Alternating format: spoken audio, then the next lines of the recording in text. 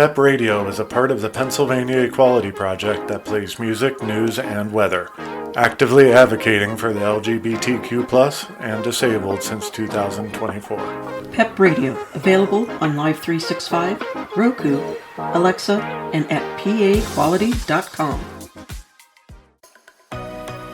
Here at Gay SA Radio, we're very happy to welcome the Othering podcast to our airwaves.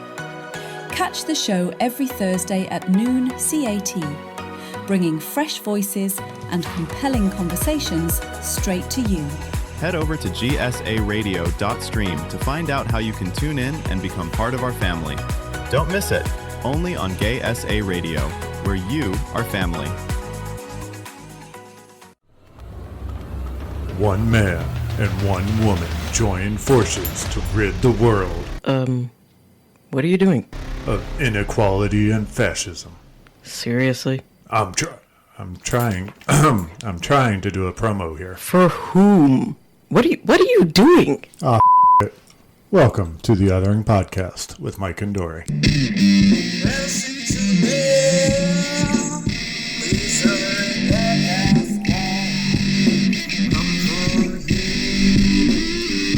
Hello.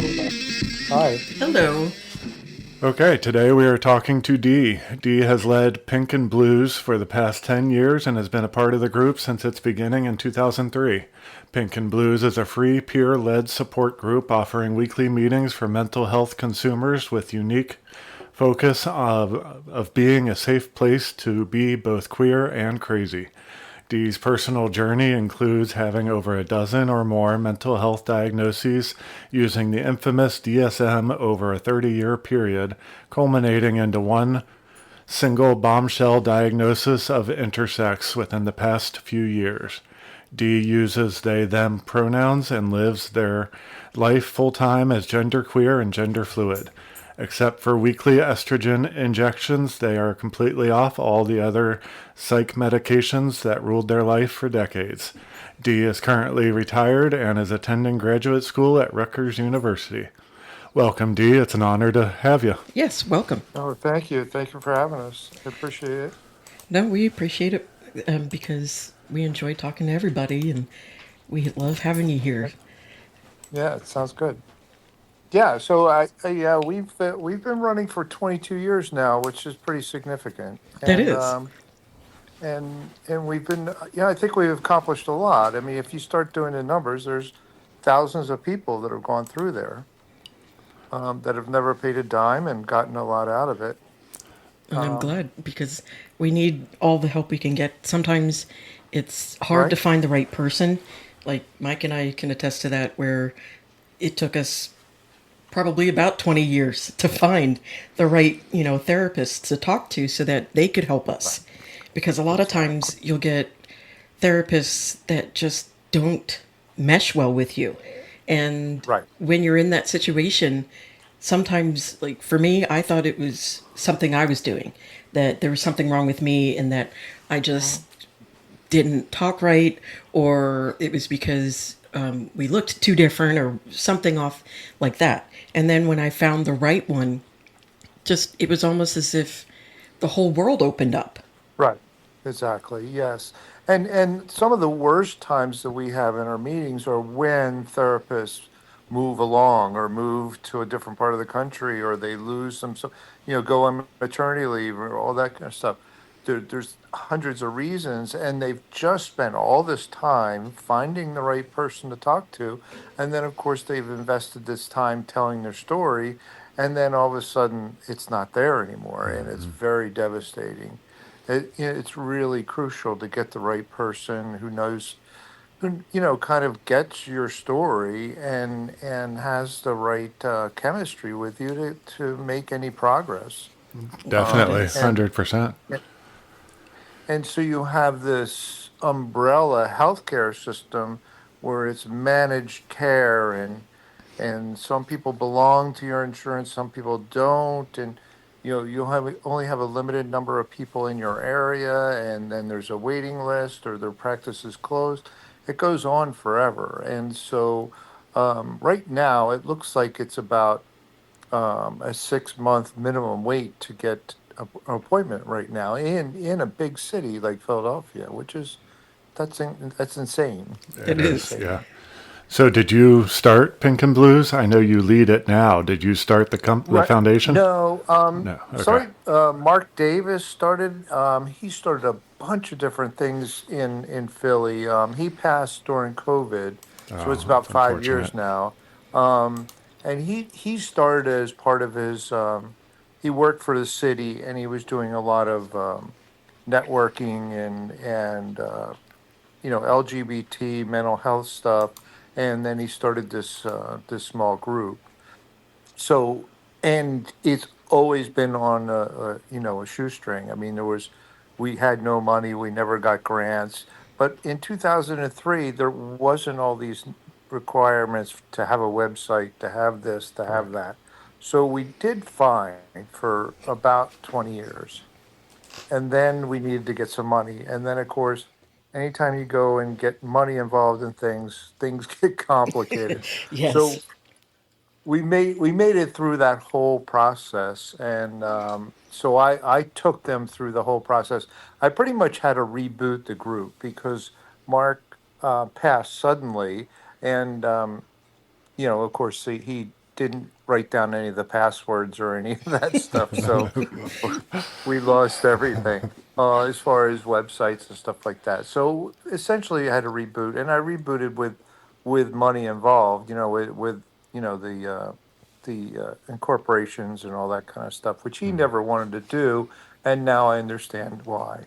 Um, but yeah, so Yeah. we're all set now, um, and and we're doing well. I mean, sometimes I wonder why we're not doing much better, but you know, it's a different kind of business. It really is because there's just so much stigma involved. Yeah.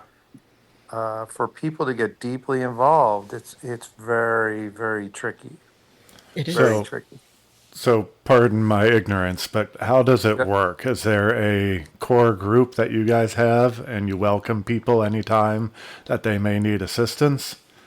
Right. So we meet every Wednesday at the church. We're at the Church of St. Luke's in the Epiphany, which is right in the middle of the Gayborhood. And that's had a rich history in the Gayborhood as well. During the AIDS crisis, it was the center of support for them. And so it was natural to start the meeting there in the Blue Room. And so generally, the way I describe it is we have about 20 to 30 people in the pattern, what I call in the pattern. And then, 8 to 10 show up every week. We don't expect everybody to come every week. There's only a few of us that go every week. Okay. And then other people drop in as they come in.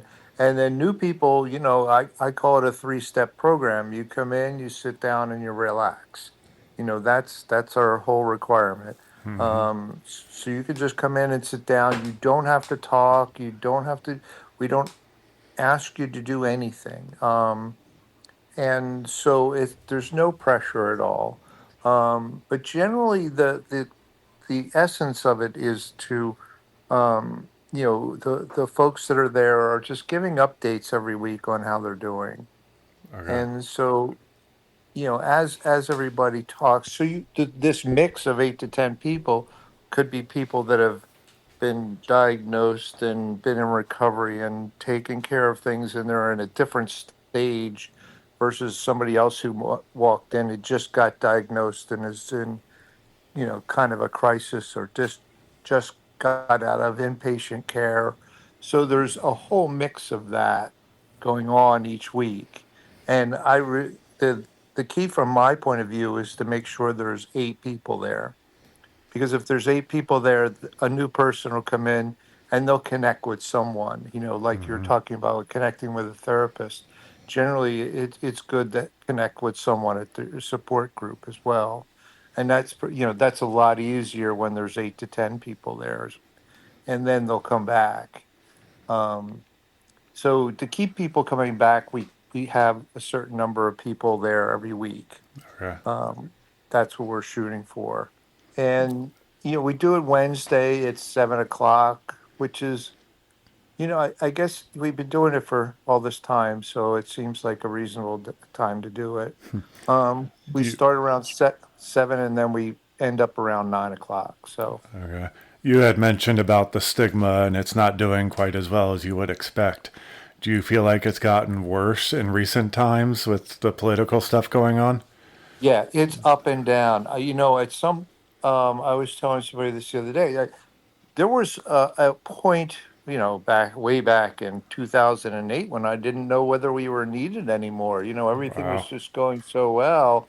And then, sure enough, somebody walks in, literally a couple weeks after I was having these discussions, and they sit down and they said, "Well, yeah, I was a support group meeting, and they took me aside and said to stop talking about my AIDS medication and my AIDS issues." And I'm like, what? Yeah, This is a mental health. Yeah, so that just boggled my mind, and that kind of reaffirms.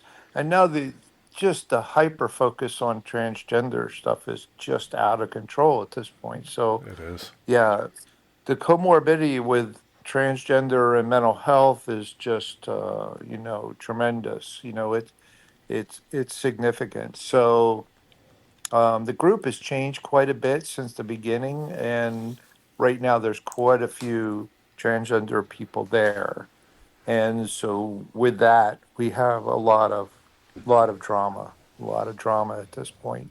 And Um, it's kind of hard not to, because when you are yeah, growing up and told that what you are is wrong and disgusting and stupid things like that, yeah, it's hard to then see yourself as the good, loving, wonderful person you truly are. right, It's not exactly the same, but it is similar to how I felt growing up as a person of color. Just, that constant feeling of you have to watch your back, you have to be diligent and pay attention to everything because you never know when somebody's just going to turn around and say, I don't like you, just because you had the nerve to be right, different. Yep. right. And for some reason,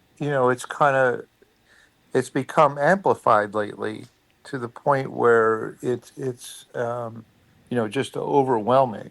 Um, because we're in the city, so we have people from all walks of life, all classes, um, and so they're not getting attacked, but they're getting stress, which is our biggest issue. Mental health issues can be kind of kept managed to a great extent, but once stress gets into it, it's bad. And this Hmm. political stress is aggravating everyone's symptoms, literally. Yeah. And when the political thing is from coming from all angles, we're such a diverse group. We're getting it from all angles, and like I said, with the transgender stuff is particularly acute right now, and it's affecting everyone. And it's highly unfortunate because some of the best people I've met have been transgender. And Right, Yeah. all all we all want to do is be able to live how we want to live our lives. And right, as long as we're not hurting other people, I don't see why the right. fuck we have to be in these rigid boxes. And it's all just made up contention. This bathroom thing is bizarre. The sports thing is bizarre. And then I was watching something today on the D trans issues, and all those things are so minute. They're Hmm. not an issue. You're talking a very small part of the population, and then you're talking a very, very small part of that population Right. is amongst the issues.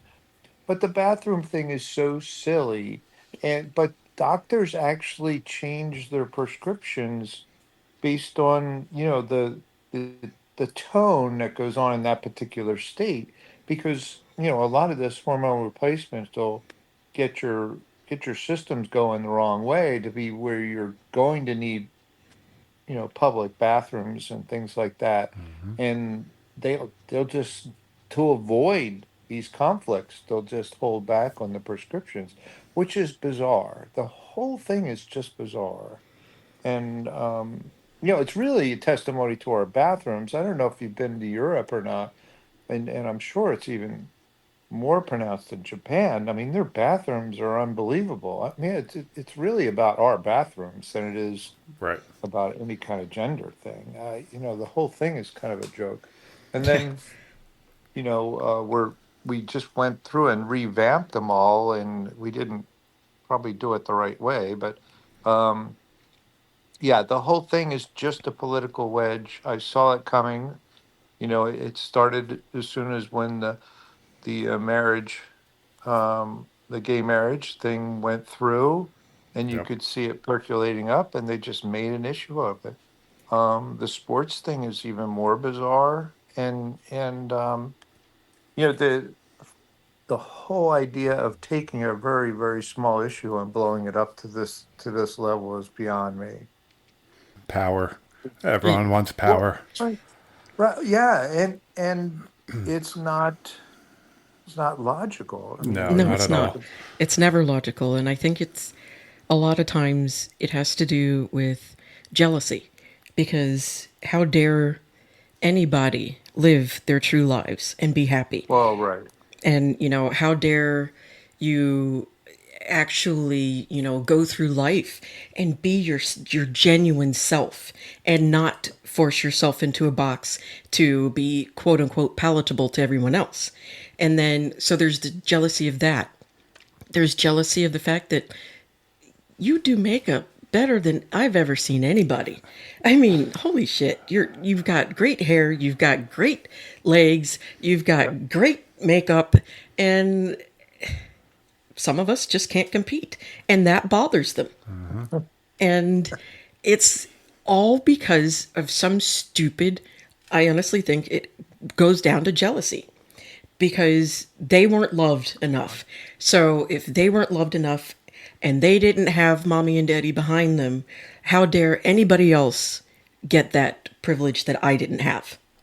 right. Yeah, it is amazing how fundamental it is, and just the idea that we find in mental health, on just the basic mental health, they get jealous about the medication that we get. The one I always talk about is Ritalin.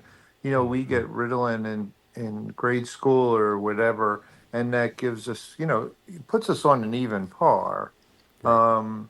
But they get jealous of that, and they run around and try to get prescriptions on in the black market so their kids can have the same thing, and it's the whole competitive nature of it is then it becomes a big issue. Ritalin is a fairly controversial drug, and it shouldn't be. And it comes from things like this. So your child's getting a benefit, and my kid's going to get left behind. And that's not the point of this. That's No. the Right. point. Yeah, and you know, no kid should be left behind, but some Well, kids are better at some things than others. Some kids can right. sing and some can't. That doesn't make Yeah. the one that can't sing any less important than the one that can sing. And just because you're different, you should be happy about that because who wants to be all the exact same? Why does it matter if we think different, look different, and act Yeah, that's different? pretty boring. Yeah, Yeah, it's pretty boring. it Yeah. is boring. Yeah, And I have this theory. I have this theory. I'm sorry. no, I have you're this fine. theory where there's not enough siblings, and when you don't have enough siblings, then the parents push too much on one or two kids, and then it becomes too involved. They get on, and Yeah. this lack of siblings, I think, has turned into a bigger. It's kind of a subtle thing, and they got all their money on one kid, and it turns them into a it just oh, it's unbelievable. So, But so but then yeah, on the flip side, sorry, but then on the flip side, when yes, you have so many siblings, it seems like some get left behind completely and kind of ignored Right. and put to Right. themselves and don't get any help that they need. So it's Well, kind of a tough, economically, yeah, yeah, yeah, it's a yeah, yeah, tough thing to exactly. balance there. Right. Yeah, And it is. but it still comes down to, I think, that they just didn't get the love that they needed from their parents. Right. And they didn't know how to ask for it at the time. And technically, when you're a kid, that's not your job, that's your parents' Right. job. Yeah. Right. But when you get older, it's your decisions now. When you're an adult, you can choose to either perpetuate that cycle of anger and sadness and neglect, or you can be better and do better and make it better for everyone, and in turn heal yourself. That's very true too. And the more you put into it, the more you get out of it. And that's something you see in our on our Pink and Blues group almost every week. Like I said, there's people that are, kind of in crisis or just getting their feet wet in the whole world of mental illness and this whole system. I do air quotes on the system that are Yeah. involved, and then others that have been involved and understand it. And what they get out of coming to meetings is helping others. So they get to give back and they get to guide some of the people that are just getting started. And that feeling is very good. And Yes. and Yeah. and that's what they get out of it. They might not have too many issues popping up every week or every other week, but they do provide a lot of it. And we do it very, very specifically. We use I statements anytime we're talking to someone. So, we're experts in our own recovery. We're not therapists. We're not trained therapists to tell you what to do. But if you bring up something that that I can relate to, I'll say, "Oh, when that happened to me, I did this or I did that," and it. So there's this kind of support, but not judgment. So there's no Right. judgment involved, and that makes it good. And then we do a lot of social activity as well. I think half the benefit of coming to something like Pink and Blues is getting out of your house, getting you out of your head, and just talking about your issues out loud is therapy. Yeah. Just getting, and then being accepted. People saying, "Oh yeah, that I remember that." That. So just getting out of the house, getting showered, stopping and getting coffee, and coming into the meeting, all of that is half the battle and half the benefit. Especially in the next couple of months when it gets dark Yeah. and dingy. And Distraction. then, yeah, I find distraction helps a lot. I have a lot of issues with sure. depression, always have. And when I That's go do something with my right. son or I go out and play toss or whatever, the distraction makes a huge difference.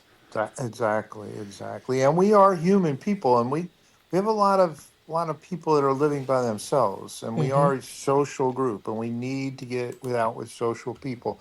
And I was going to mention, during we managed to get through the whole COVID quarantine thing using Zoom, and we thought that was going to be a great thing when we got back together and stuff like that, and kind of do it high.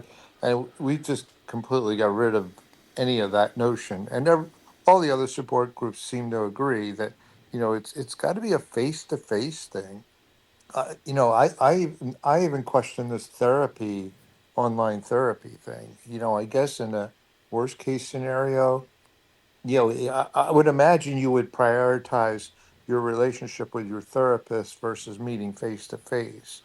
But I think the ideal situation would be a good therapist and meeting face to face because there's just something, that connection of meeting someone in person is just one step up.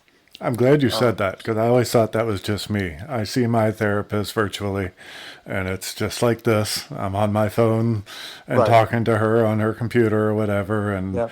I don't feel like it's as easy to be as open and as I don't know what the word is, vulnerable with her because I'm not there with her. I'm not secluded in a room. I'm in my house or I'm wherever I Right. am. Sometimes I have to go out in my car or whatever.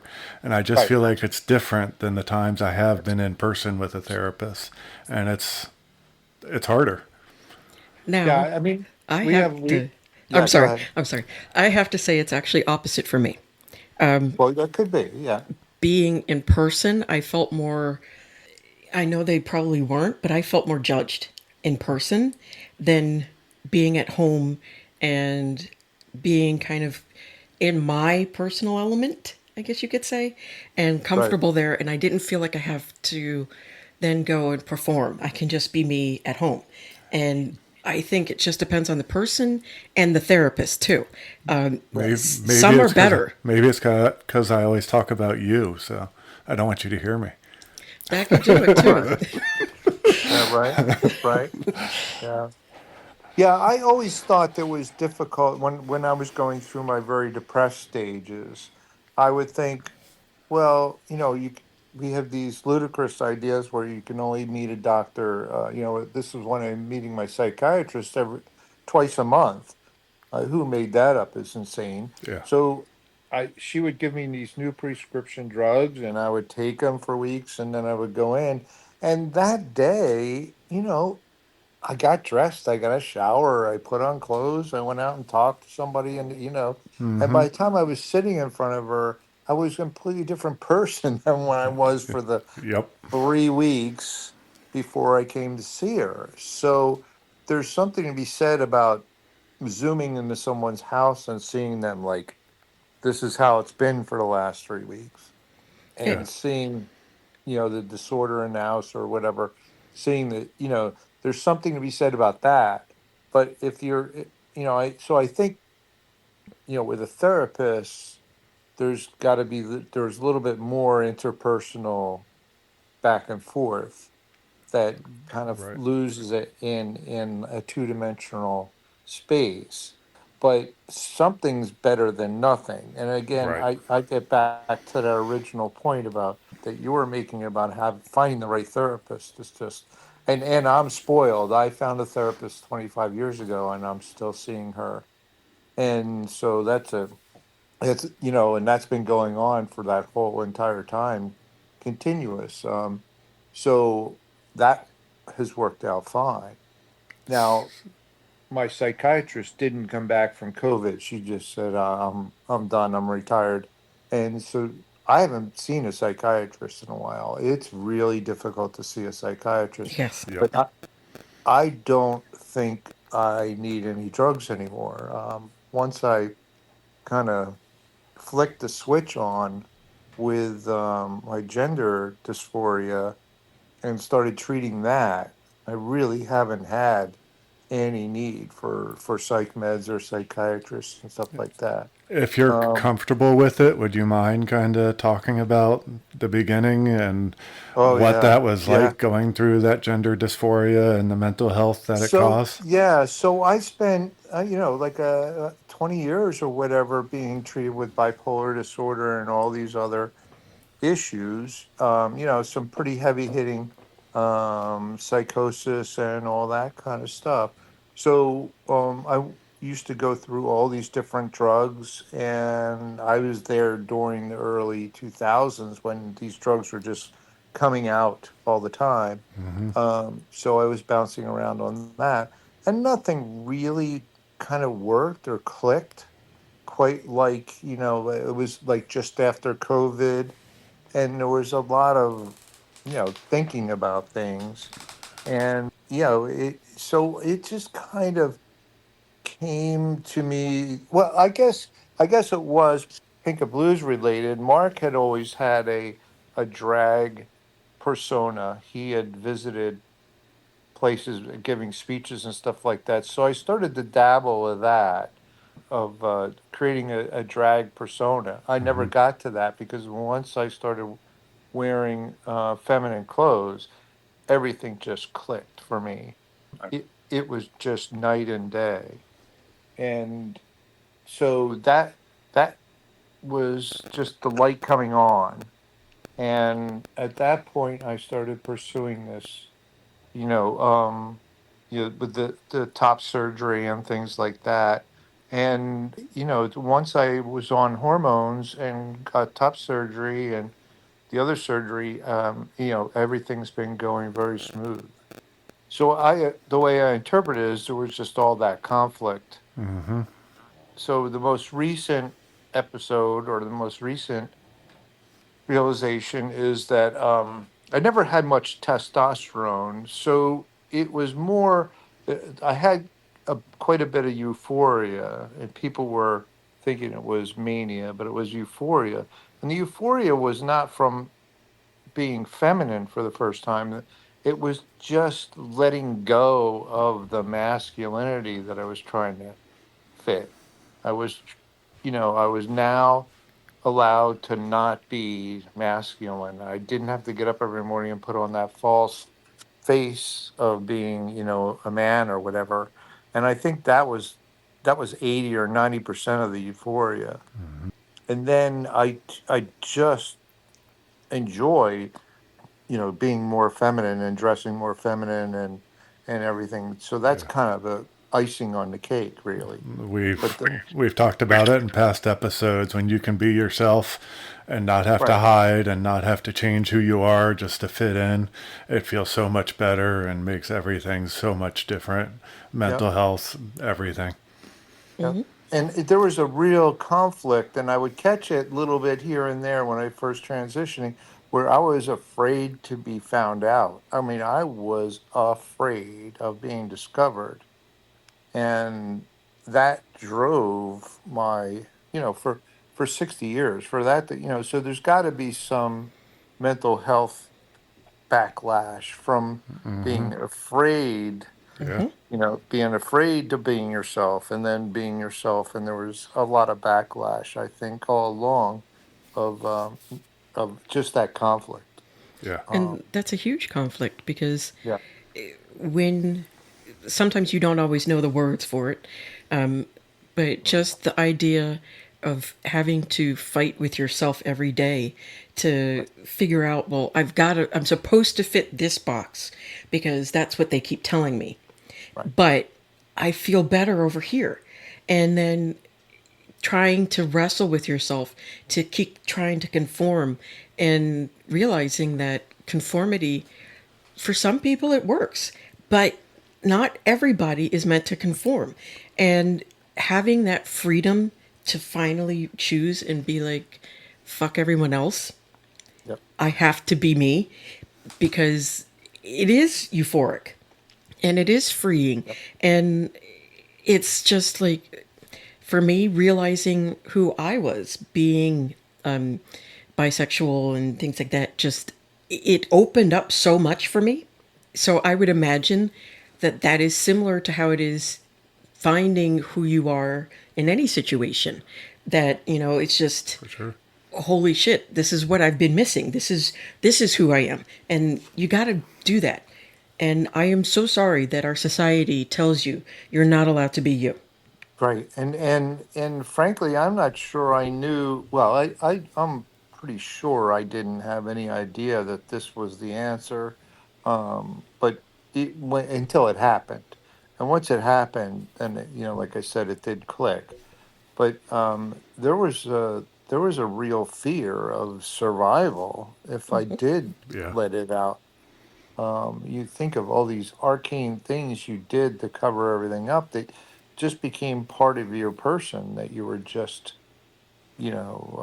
not doing this because then they would think you were feminine, and being feminine is, the worst thing in the world. And of course, it's not. Especially 25 years ago.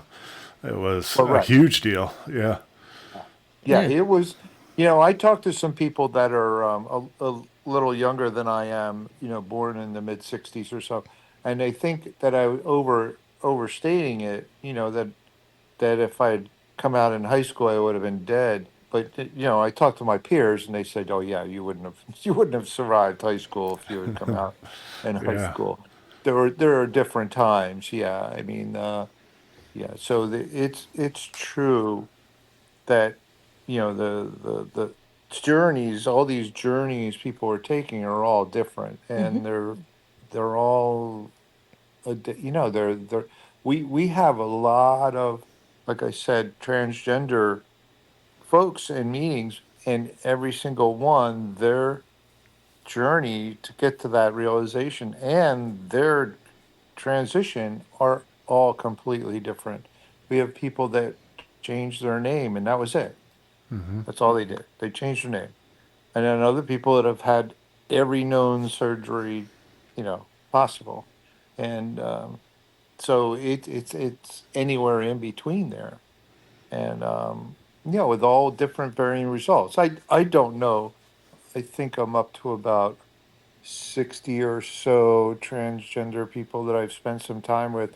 I don't know anybody that's unhappy, Right. that's, regrets their decision or whatever. I don't, these folks are trying to make it out that the detransition people are all over the place, and it's not. They keep flying in the same person to testify at every one of these hearings. Yeah. Yeah. It's Every just every trans person that we have followed or talked to, I agree. They're so much happier now than they were before. Right. It's a huge difference. And and we should and be they're allowed to live that way and right. be happy. And we shouldn't have to be afraid of ever coming out. Hmm. And, I think people need to understand that if somebody comes out, it's not your problem. It's not your fault if people don't accept you for who you are. And that's the Right. biggest thing right there is that you have to realize that it is not a reflection on you when people are shitty. Right. It's a reflection on them. And you have every right to be as happy as you need to be, whatever that looks like. And again, as long as it's not hurting anybody else, who cares? Right. Right. No, it's exactly right. And there, I've d- like I've said, I have a lot of good medical care, and I've gone through some pretty intensive procedures, and they were all very good. They were all well trained in this whole area, and they were very lay everything out for me and guided me through the whole process very closely, and it works. It works like a charm. Like I said, people. There's some people in that question who should have been paying for my top surgery or whatnot. When you add up the amount of money that I spent on drugs and Yeah. 20 years ago, it's millions of dollars. Yeah. So if you go back and say, if that first psychiatrist had been savvy enough to hand me a $9 summer dress and and a bra, we would have saved $2.5 million in drug costs. Right. So, the to have breast augmentation is nothing. It's a bargain compared to what they spent. But I think, it's kind of naive to say that because there is just so much involved with the big pharma is just so massive. Yeah. Yeah, it is. Um, it's it's unbelievable. I get upset talking about it. But yeah, I mean, so I don't question any of the procedures I had or anything like that, given that how much money that was spent on me with these failed procedures, these failed drugs and these failed procedures, where they're just stabbing at the dark in the dark about poking at my brain, and it was just one thing. So yeah, that was so the last chapter recently is the intersex thing. Um, I didn't realize was investigating the Klinefelter syndrome before I realized that it was part of intersex. But syndrome is usually associated with older fathers, and what you wind up is XXY. So you don't have just like clean XY, but they have this thing called mosaic. So you don't have like your whole body's full of XXYs. It could be half XY and half XXY and things like that. And so that's a particular kind of intersex. Mm-hmm. And so it has certain ramifications. And of course, it explains all my mental health diagnosis and, of course, my trans as well. So as Dr. House used to say, it fits and it explains everything. So now I need to get a test to confirm, and nobody wants to pay for that. So, um, So you which you had originally said that when you put on women's clothes, it all clicked. When you got the yes, diagnosis of intersex, did that kind of help confirm and solidify all of it too? yes, yes, Yeah. and the whole soap opera about testosterone finally came to the realization that yeah, there was no testosterone, there was no reason for it.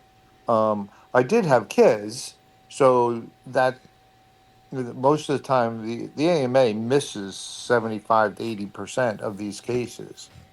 So if anybody tells you anything about most of these intersex, anybody states anything categorically about any of these intersex, and I think there's over 50 of them, um, they don't really know because they're missing most of the cases. Right. Um, so Klinefelter usually shows up in a doctor's office because of sterility, and I didn't have that. So I guess whatever testosterone I had, I used efficiently. But yeah, I was not a fan. I never really had any muscle structure or, any of those male kind of attributes. So that was frustrating, I guess, Yeah. for me about my body. And so now what I noticed, when we talk about clicking on the day, so before I would never take my shirt off in public. I mean, I always had sleeves. I was always covering my chest. I was covering, and now I don't. I barely cover. I barely cover my chest. I barely cover anything up. So there was some shame there about my body.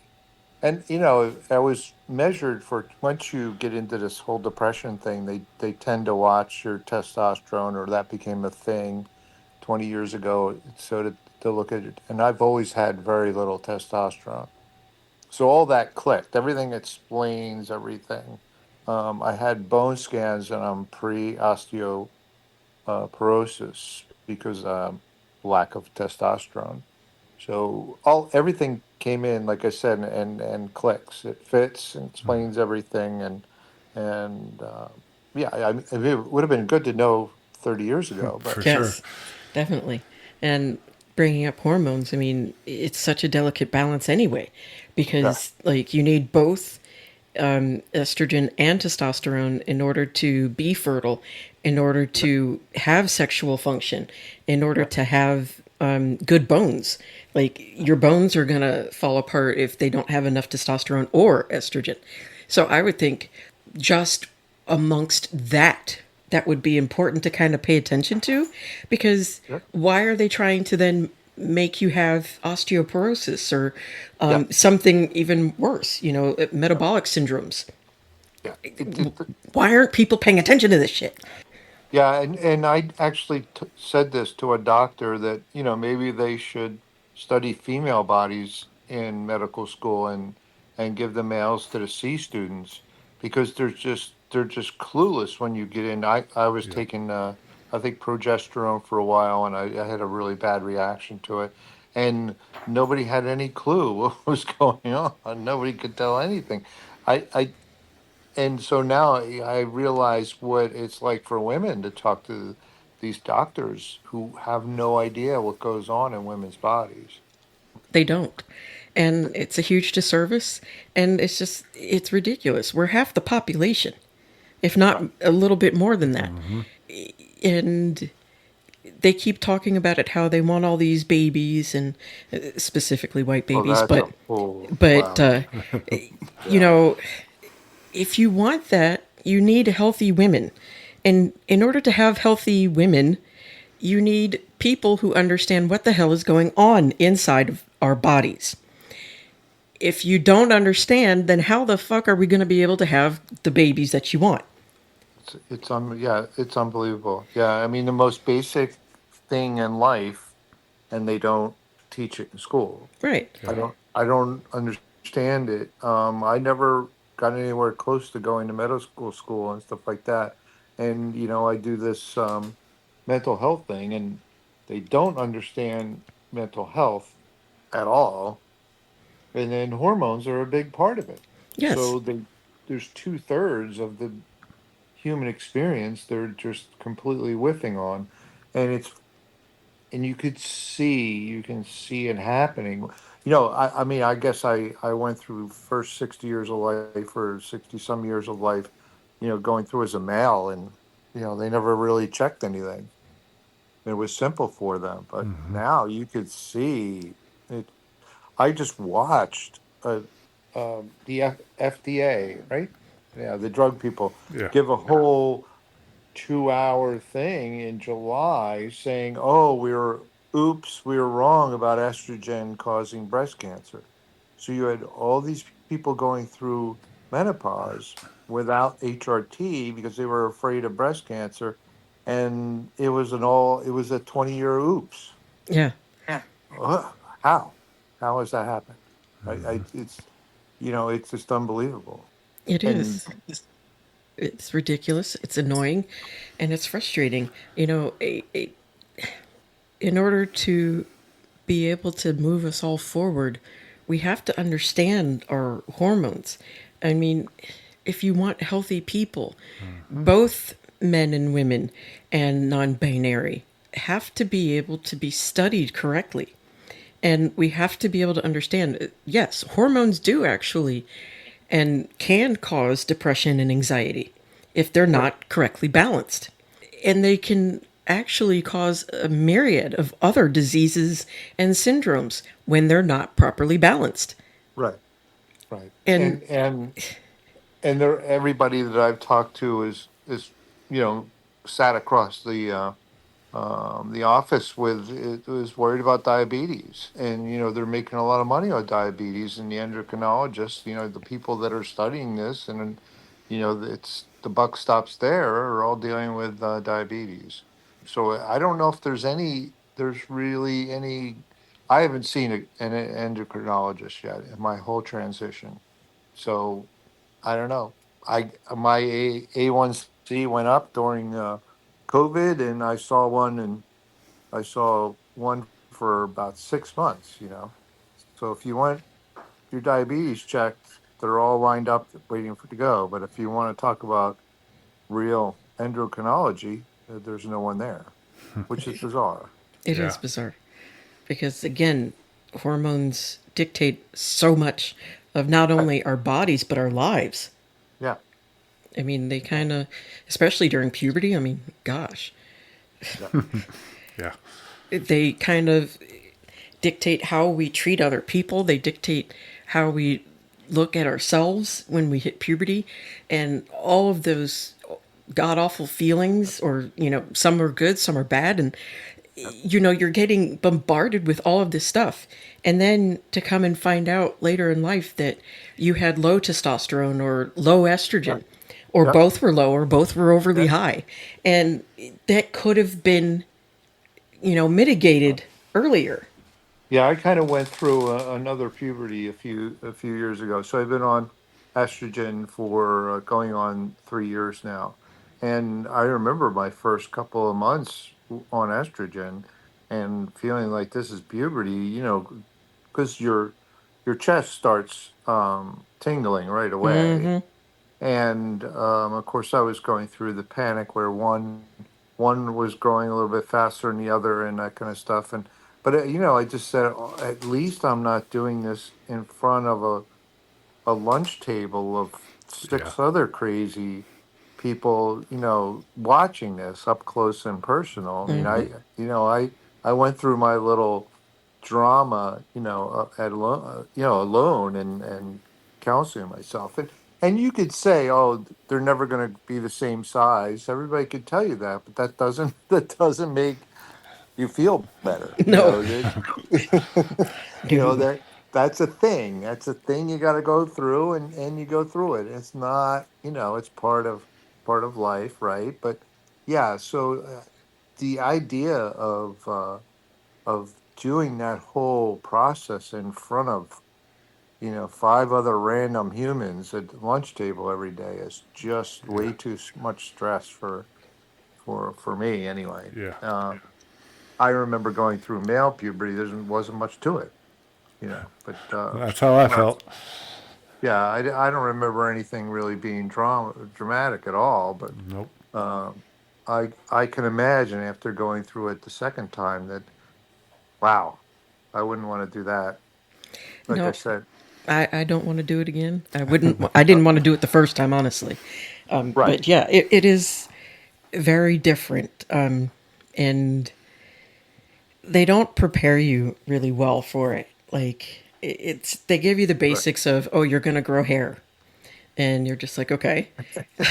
And you're yeah, going to get your period. And then that's kind of how they tell you. And sometimes it is just that simple. For some AFABs, it is right, just like that. But for those of us that were like me, it was extremely embarrassing because my voice changed and went up and right, down and cracked. So no matter how hard I tried to hide it, you knew. And then, right, your chest grows. For me, it was right, kind of like I went to sleep flat and I woke up with boobs. right, And right, it was also mortifying because when we had just moved and I'm the only girl with boobs at the school. right. And Is so that's a every, big topic now? yeah, Was it precocious? Was it yes, it was early? very early for me. And nobody thought anything of it back then. And but it was humiliating and it was embarrassing because none of the girls wanted to be around me. And the guys, That's really tough. Yeah, you know, yeah. guys are I can't guys. imagine. And they don't prepare you at all for these things. And No. then they don't tell you, oh, by the way, it can hurt when you get your period. Oh yeah. And Oh yeah. it hurts like a motherfucking bitch for some of Right. us. And, you can end up with endometriosis or adenomyosis and all of these different things. They don't prepare you for it all. And again, back to why aren't they studying these things? Right. You catch them flat-footed on all these things that have been going on for 300,000 years. And it's not like a virus that just came rolling through town. I mean, we watched the AIDS virus, and that was a curveball. Retroviruses is a curveball, and they got to study that for 20 years and chase after that. That's understandable, but puberty stuff has been going on for 200,000 years. We know what's been Hmm. going on with it, and the precocious thing is a real issue. um I've been checking it out as far as when they're making a big deal out of using these puberty blockers with transgender children. I mean, that's a very, very small percentage of the use of puberty blockers. This precocious puberty is unbelievable. I mean, I've I've seen some papers, read some papers where it's 6.5 years old onset. That Wow. from a mental health point of view, that's an adult person that's brain is 6.5 years old. You can't, and we're not in a good situation with people minding their manners. This Right. is not a safe world, and then for 6.5 year olds to be running around, um, that's just scary. Because you're seen, as soon as you grow breasts, you are seen as, Oh yeah, and objectified as yeah, an adult, even though you're yeah, 6 or 7, or in my case, I was 9, yeah. still a little girl. And so everybody sees you differently. And then you feel like, am I supposed to be different? Am I supposed to act differently? How am I supposed Right, to be? right. And Yeah, so it does fuck up with your psyche yeah, and how you view yourself.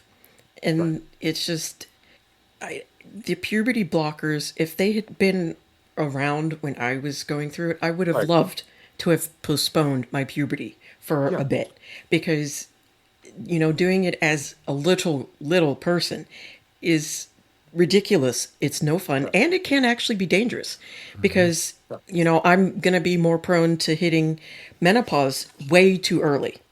Oh, right. Yeah, I haven't read any literature on that. No. Oh, wow. I didn't realize that. Yeah. Yeah, it can happen, and then if you hit it too early, it can cause you to have breast cancer early, Oh, right. or more aggressive breast There, cancer. there's a price to pay on the other end. Yes. That seems obvious as something to study. Yeah.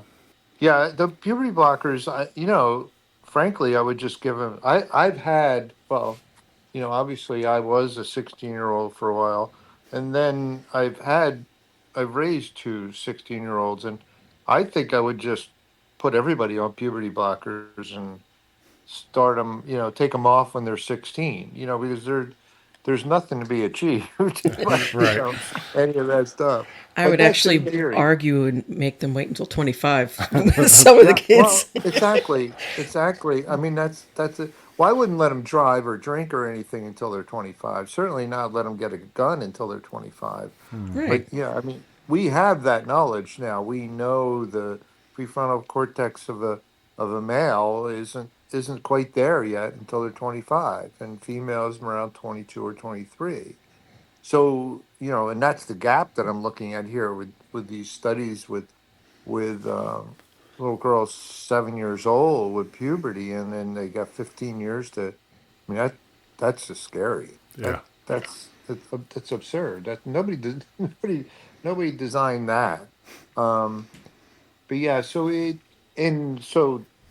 there's a big usage of puberty blockers out there, and the small number that are being used for transgender stuff, they're only used in very acute cases. Um, that's a rare thing, so we shouldn't make a big deal out of it. And we're probably scaring a lot of people away from them, which, like you said, I mean, that's something that we should seriously consider using for And just normal cisgender puberty. it really shouldn't be anybody's business if we use it either. Well, exactly. That's exactly right. And Yeah, I why mean, we use it, how we use it, whatever. I mean, that should 100% be between you and the doctor. It shouldn't be you, your doctor, and the rest of the country. Right. yeah, exactly. Especially the state of Tennessee. What do they know? What the hell? Just Yes. like which bathroom you use doesn't matter to anyone Right. but you. I mean, I have Well, never come across anybody trying to stop me in the bathroom and, try and hurt me or anything. All I have ever seen is people go in, use it, come out, maybe fix their makeup, and leave. yeah, yeah. It's really not much. They made some drama out of it, and it flies in the face of all factual data. And if you Yeah. use data, we would have two bathrooms, one for old fat white guys, and then the whole other bathrooms for everyone else, because they seem to be the only ones molesting children. So, and they should be sitting down anyway. So we should give them the old lazy ladies rooms. But yeah, the I've been in entertainment facilities and bars and stuff like that have the transgender bathrooms, bathrooms laid out the way they should be, the way they are in Europe, where you just have the water closets and then you have a place to wash up and things like that, and they're very effective. I mean, they're very nice. Yeah. And so if you do the bathrooms the right way, then there's no issue. But again, they don't want no issues. Right. I don't know if that's correct English, but they like this issue. You could see what they did with it in the last election. There has to be somebody that they can get a bunch of, people to be angry about. Yeah, And you've got to find the most tiniest group because if it's the tiniest group, the less likely they're going to fight back. Yeah, we have no ability to defend ourselves. Yeah, Right. exactly. So they pick transgender people. They did this, many times before. And it's because, only 1% of the population is transgender. So let's pick on them, which is bullshit. And Hmm. then it doesn't stop at transgender people, though. It Right. comes It for the doesn't. rest No, of us. that's exactly right. Exactly right. Yeah, I mean, I've been watching this obviously for a couple of years now, since I'm waist deep in it, and politically, I've been, involved with LGBT politics for 20 years now, and so you could see this brewing, and you're seeing this going after the transgender, and now they're going after coming back, and they're going to go after gay marriage. We're seeing that already. They're not even hiding it, and it's all an attack on women. Everything's an attack on women if you view it from 50,000 feet. The transgender thing is a really toxic issue with women, so it splits them and gives them reason to hold their nose and vote for the Republican stuff. Which So, pisses me off yeah, because a lot of the things that we have as women is because of minorities, being on the front lines, risking their right, damn necks so that women could vote, so that, Stonewall, it wasn't a bunch of yeah, white women, it was a black yeah, trans man and two women of color who were trans as well that started right, this, and they gave us the ability to be who we are. And I mean, as cis women, it allows you the ability to wear pants, to wear short haircuts, exactly. to, Yep. wear whatever the type of bathing suit that you want to wear, as opposed to somebody coming in Right. and saying, you're showing your toe, you got to cover it. No, that's very true, and they're approaching. They're talking about taking women's right, the 19th Amendment. They're talking Right. about get taking that back, and one of the ways they can kind of gradually take that back is by this pornography thing or this marriage thing. If they get rid of no fault marriage, then you're stuck, and then you're stuck voting the way your husband tells you to vote, and there's just weird backdoor stuff like that. And then the other one is birth control. If they make birth control illegal, they can make that a felony, and then you're not allowed to vote. So there's all these different ways they can use to get less women to vote, and then that's the end of the 19th Amendment. Also, if they basically make it a felony and you go out and use birth control, now you're a felon, you can be put into jail and also be used as constitutional slavery. Yeah, that's a whole nother. Yeah. So, I mean, it all comes down to Wow. they hate women, they hate, and, they Right. hate brown people, black people, all of this, because we don't look like them, we don't, act like them, or whatever it is that they're mad about. And honestly, I just think it still comes down to jealousy, because with Yeah. women, there's just, there's a freedom to it. You don't have to be masculine, these manly men. Right. You Right. can be as feminine or not as you want. Right. And Right. then you've got, if you're black or Hispanic and all that stuff, you have rich cultures that they want to take from because they're jealous that we can tan without, becoming red lobster. Or, something Right. silly that our hair curls or, things like Right. that. And so I think the jealousy just overrides their thinking. It becomes illogical, and they would rather see us, go away, die, whatever it is, than admit that their lives are miserable. They're miserable in their lives and have to look in the mirror and realize if I just fix me, I would be better. Right. Right. Look, take a look in the mirror. Yeah. Yeah. The one thing that crystallized it for me from from the last election, and this is probably when I realized it was going to go south. Someone said, one of these crazy people said, we're going to have a Christian nation soon. If Trump gets elected, we'll have a Christian nation, and then we're going to repeal the 19th Amendment, because if we don't, then that'll be the end of the Christian nation. So there's this whole white male Christian authority thing, right? And that's the only way they can do it, is by subjugating women, minorities, everyone else. Instead And of trying to be better. Again, it's not my fault or my problem that you're mediocre.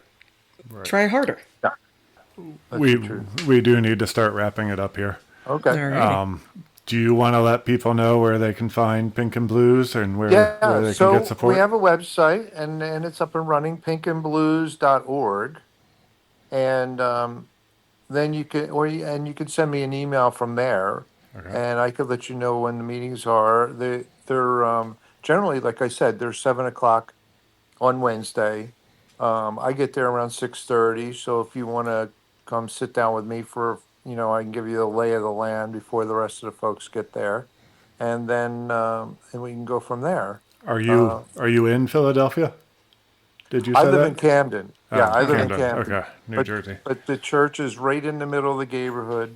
Okay. Can't miss it. It's a big Greek revival church. We meet there in the basement, which is on the ground floor, but it's called the basement there. And a nice little cozy room to chat. So it's a lot of fun. Awesome. Awesome. Thank you so much Yeah. for speaking with us Yeah, and thank No you. problem. I providing appreciate such the insight opportunity. and everything. And Yep.